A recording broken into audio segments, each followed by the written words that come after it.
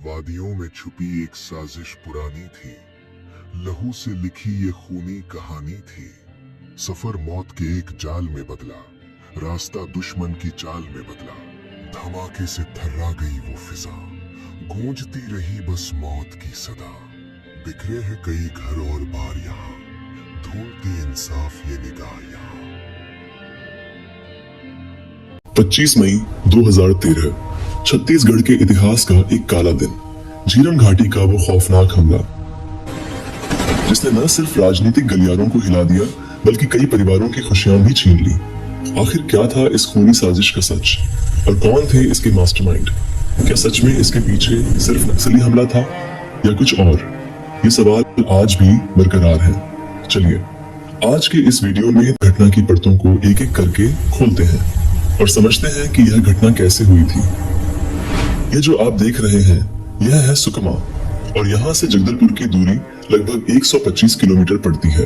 इसी के बीच में सुकमा से लगभग 70 किलोमीटर की दूरी पर घने जंगलों के बीच पड़ती है झीरम घाटी, जिसे दरभा घाटी के नाम से भी जाना जाता है। छत्तीसगढ़ में विधानसभा चुनाव होने वाले थे। कांग्रेस पार्टी ने एक परिवर्तन यात्रा निकाली थी जिसका मकसद था घर घर गांव गांव जाकर लोगों की समस्याओं को सुनना। 25 मई सन 2013 को कांग्रेस का यह काफिला सुकमा में जनसभा समाप्त कर लगभग 3 बजे के आसपास जगदलपुर की ओर निकलता है। इस काफिले में कांग्रेस के प्रदेश अध्यक्ष नंद कुमार पटेल, विपक्ष के नेता महेंद्र कर्मा और पूर्व केंद्रीय मंत्री विद्याचरण शुक्ल जैसे कई बड़े कद्दावर नेता शामिल थे। साथ ही इसमें सुरक्षा के जवान और कुछ कार्यकर्ता भी मौजूद थे। यह काफिला घने जंगलों और खराब रास्तों से होते हुए लगभग शाम 5:30 पर झीरम घाटी के पास पहुंचता है।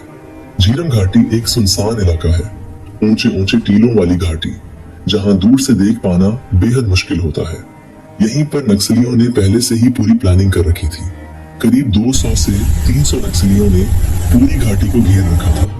जैसे ही काफिले की अगली गाड़ी घाटी के संकरे रास्ते पर पहुंची, अचानक पहला बम ब्लास्ट हुआ। वह गाड़ी क्षतिग्रस्त हो गई।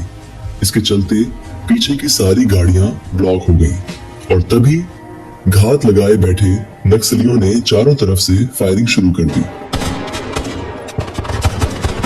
लोगों को भागने का मौका ही नहीं मिला।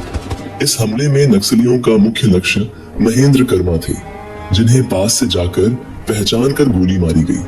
नंद कुमार पटेल और उनके बेटे दिनेश पटेल को पकड़कर जंगल में ले जाया गया और बाद में दोनों की हत्या कर दी गई। वहीं विद्याचरण शुक्ल गंभीर रूप से घायल हुए, जिनकी बाद में इलाज के दौरान मौत हो गई। इस हमले में कुल 32 लोग मारे गए और कई लोग घायल हुए।